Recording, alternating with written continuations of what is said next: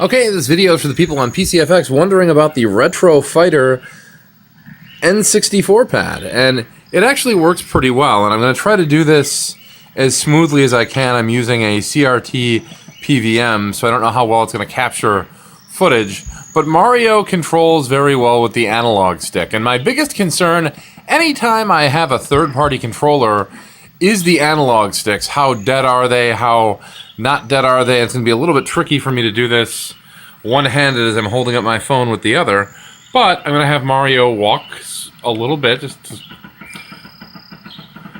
so if he walks slowly, I'm going to have him run. And it works really well. So the analog stick on this is good.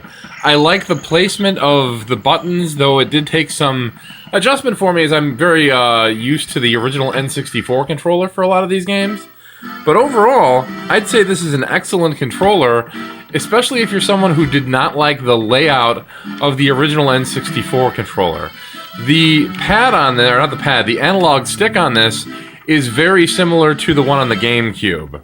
And it seems to be very precise. And the reason I picked Mario 64 as the game to show off is I think this is the game that has the best use of momentum. Conker's Bad Fur Day, which I was playing earlier, or Banjo-Kazooie, aren't quite as precise, where you push it just a little bit and then push it a lot to get control down just perfectly with analog.